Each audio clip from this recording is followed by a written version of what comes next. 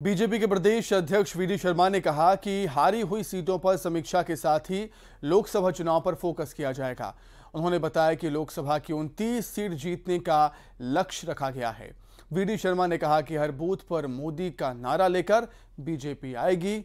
हर booth से मोदी को जिताने का अभियान चलेगा। भारतीय जनता पार्टी के नेतृत्व को, भारतीय जनता पार्टी के संगठन को और बूथ बूथ के कार्यकर्ताओं को बधाई देता हूं कि आज हमें गर्व है कि अमित शाह जी ने हमें जो संकल्प दिलाया था और जो टास्क दिया था, आज 51% के वोट शेयर में लगभग 49% वोट भारतीय जनता पार्टी को इस चुनाव में मिला है।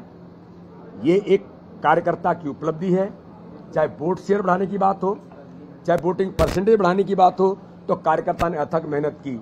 अब हमारा संकल्प है आगामी आने वाली लोकसभा के चुनाव में माननीय प्रधानमंत्री नरेंद्र मोदी जी को प्रत्येक बूथ पर, हर बूथ पर मोदी, इस अभियान के साथ भारतीय जनता पार्टी की शुरुआत कार्यकर्ताओं ने संभाल ली है।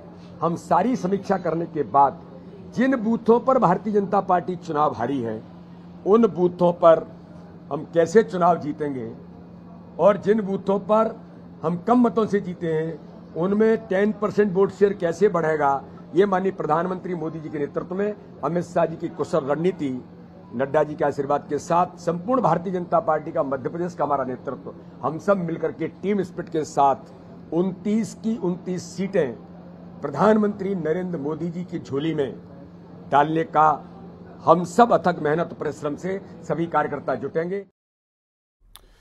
इधर बीजेपी के कुछ जीते हुए प्रत्याशियों ने भी मंत्री पद की लालसा जाहिर की। दरअसल एमपी में बीजेपी की 163 सीटों में से सीधी जिले की भी 3 विधानसभा सीट शामिल हैं, जहां से जीते हुए प्रत्याशियों ने मंत्री पद की इच्छा भी जाहिर कर दी है। इनमें से सीधी सांसद रीति पाठक और सिहावल विधानसभा सहित दोहनी विधानसभा सीट के प्रत्याशी शामिल हैं। सांसद रीति पाठक ने जीत का श्रेय पीएम मोदी और पार्टी कार्यकर्ताओं को देते हुए मंत्री पद की इच्छा जाहिर की। हालांकि आगे का फैसला पार्टी हाईकमान पर छोड़ दिया है। वहीं सिहावल से पूर्व मंत्री कमलेश्वर पटेल को पराजित करने वाले विश्वामित्र पाठक ने भी मंत्री पद की लालसा जाहिर कर दी है। सामान्य बात होती है, लालसा तो होनी चाहिए। अगर मैं व्यक्ति हूँ, इंसान हूँ, तो होनी ही चाहिए। लेकिन मैं भारतीय जनता पार्टी के कार्यकर्ता के रूप में अगर मैं कहूँ, तो मैं किसी होड़ में नहीं हूँ, किसी दौड़ में नहीं हूँ। भारतीय जनता पार्टी का आदेश, भारतीय जनता पार्टी का निर्देश ही मेरे लिए सर्वोपरि है। एक कार्यकर्ता के रूप में मैं उसी में अपने आप को सहज महसूस करती हूँ। खूब हमारी जनता जनार्दन को जितना उत्सुकता है उतना ही हमको भी है जी। हमारी क्षेत्र की जनता चाहती है जी कि हम मंत्री को हराएं तो मंत्री बने। रतलाम में बीजेपी ने जीत की हैट्रिक लगाई है। रतलाम बीजेपी प्रत्याशी चेतन कश्यप ने लगातार तीसरी बार जीत की हैट्रिक लगाई। बीजेपी यहां 60,000 से ज्यादा मतों से जीती है। ऐसे में बीजेपी कार्यकर्ता और उनके परिवार के लोगों ने जश्न मनाया। जश्न के बीच विधायक जी खुद को रोक नहीं पाए और वो भी ढोल की थाप पर थिरकते हुए नजर आए।